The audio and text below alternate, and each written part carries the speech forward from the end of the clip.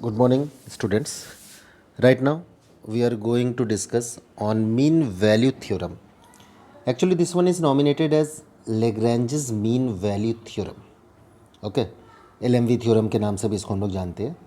And normally, mean value theorem is known as extended form of Rolle's theorem. Means Rolle's को ही थोड़ा सा move up कर देते हैं तो मीन वैल्यू थ्योरम. तो सच पूछिए तो व्हाट द थ्योरम सेज, तो फ्रैंकली अगर बात करें कुछ नहीं, नॉर्मल चीज़ें एकदम है. What ever the application of differentiation, this theorem says us this only, nothing more than it. Okay, अब देखिए मीन वैल्यू थ्योरम होता क्या है. पहले इसके पॉइंट्स को हम लोग देखते हैं. ग्राफिक्स भी हम आपके लिए तैयार किए हैं. पहले इसके पॉइंट्स को देखते हैं और फिर हम लोग बात करेंगे ग्राफिक्स के ऊपर. फर्स्ट ऑफ ऑल आप देखेंगे, कॉपी हम करेंगे वहाँ से. There is a function a to b. Okay, domain is given to r, real number. First of all, function is continuous on closed interval ab. Okay, function is differentiable on open interval ab. Okay, then c belongs to ab. For this, f dash c equals to fb minus fa upon b minus a. Clear. वहाँ पे क्या था, Rolle's पे था F dash C equal to zero. But यहाँ पे क्या है, यहाँ पे है F dash C equal to F B minus F A upon B minus A. But एक चीज़ याद रखिएगा बेटा, इसको दिखाने से पहले आपको ये शो करना है F A is not equal to F B. Understand. तो क्यों इसको कहा जाता है बेटा एक्सटेंडेड फॉर्म, क्योंकि अगर F A equal to F B हो जाएगा बेटा तो F dash C equal to zero हो जाएगा. मीन्स रोल्स थ्योरम हो गया बेटा. और F A is not equal to F B हो गया बेटा. इसका मतलब क्या हो गया, इसका मतलब है कि ये रोल्स थ्योरम नहीं, उससे आगे बढ़ जाएंगे. Means F dash C equals to F B minus F A upon B minus A. That's why इसको एक्सटेंडेड फॉर्म कहते हैं बेटा हम लोग रोल्स थ्योरम के. क्लियर है. तो अगेन आई रिपीट, पहले हम क्या करेंगे बेटा, दिखाएंगे function is continuous on close interval A B, function is differentiable on open interval A B. Okay, and उसके बाद क्या दिखाएंगे, F A is not equal to F B. F A जो है वो एफ बी के इक्वल नहीं है. तो अगर एफ ए अगर एफ बी के इक्वल नहीं है तो उस कंडीशन में क्या है बेटा, उस कंडीशन में F dash C equals to F B minus F A upon B minus. अब इसको हम लोग थ्योरम ग्राफिकली हम समझने की कोशिश करते हैं. ओके, तो ग्राफिकली के लिए बेटा यहाँ पे आप खाली फोकस करेंगे, ग्राफिकली के लिए यहाँ पे आप फोकस करेंगे. तो अब देखिए ग्राफिकली को हम समझने के लिए एक ग्राफ आपके लिए हम रखे बेटा यहाँ पे. ज़रा ये रोटेट हो गया है थोड़ा सा, एक सेकंड हम इसको रोटेट कर ले. तो एक ग्राफ हमने आपके लिए रखा था बेटा यहाँ पर. तो देखते हैं वो ग्राफ क्या है. आप देख सकते हैं बेटा ग्राफ के बारे में, ये यहाँ पे फॉलो करिए. अब देखिए बेटा ये मेरा कर्व है, कहाँ से कहाँ तक जा रहा है बेटा, यहाँ पे ए और यहाँ पे बी. तो ए कॉमा एफ है and this one is B comma F B. तो नॉर्मल सी बात है, एफ बी यहाँ पर है, एफ ए यहाँ पर है, तो एफ बी तो कभी भी एफ ए के इक्वल होगी नहीं. ये नॉर्मल कॉन्सेप्ट है अपना. क्लियर है. तो F B is not equal to F A. अब इनको देखिए बेटा, इनको हमने जॉइंट किया है, मीन्स एक सेकंड बनाया है.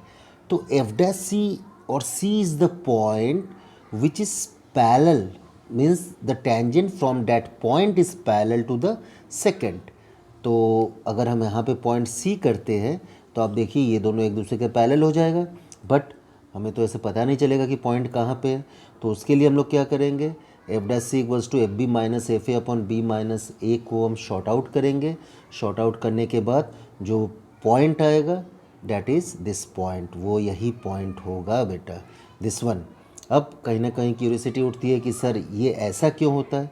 बेटा देखिए इसके स्लोप की अगर हम बात करें, I am going to talking about slope of this line.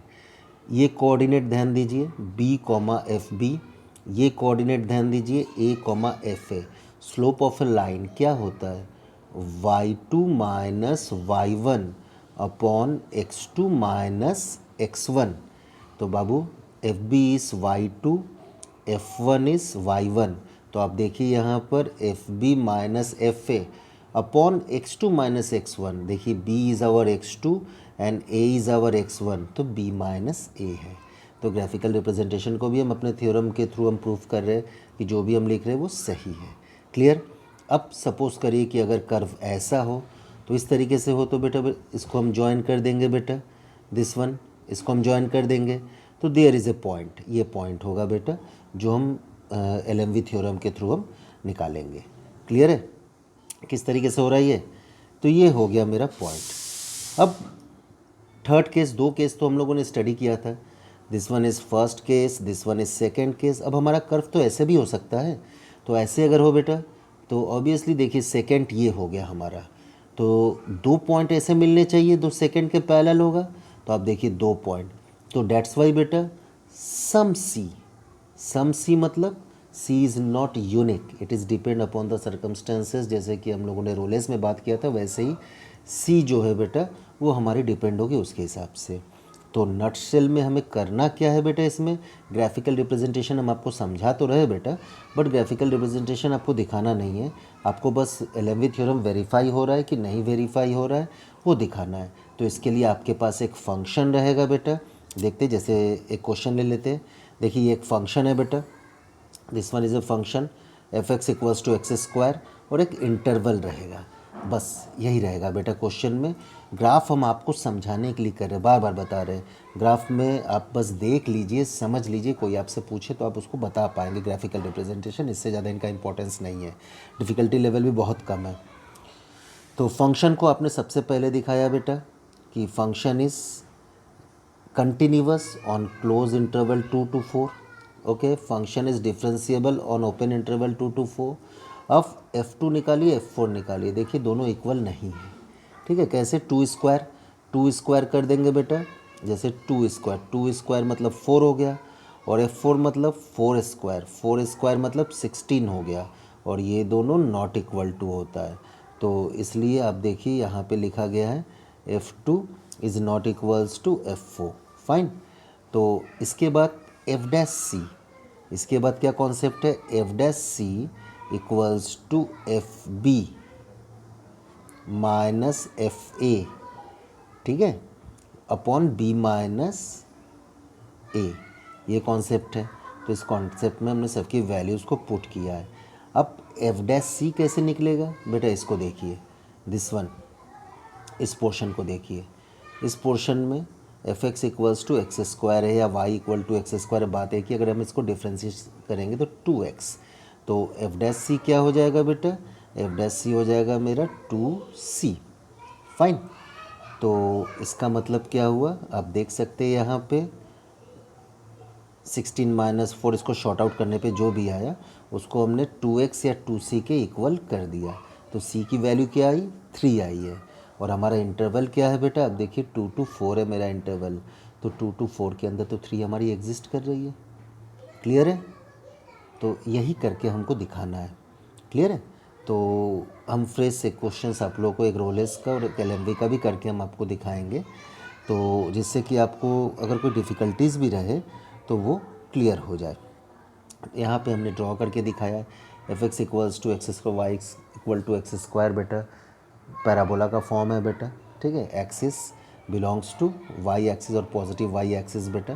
तो आप देखिए बेटा ये एक पैराबोला ड्रॉ करके दिखाया गया है बेटा, और सेकंड ये ड्रॉ कर दीजिए बेटा, और पॉइंट जो है बेटा वो सेकंड के पैरेलल होना चाहिए। तो हमारे आउटपुट के हिसाब से भी जो पॉइंट हमारे पास आया है, आप देखिए दिस वन, और पैरेलल है बेटा, ये देखिए पॉइंट आया है 3 आया बेटा पॉइंट, और पॉइंट अगर 3 आया है बेटा तो इसका मतलब है ये वाला पॉइंट हो गया हमारा आउटपुट हो गया, means it is the value of C बोलिए बेटा, it is the value of X बोलिए, बात एक ही है।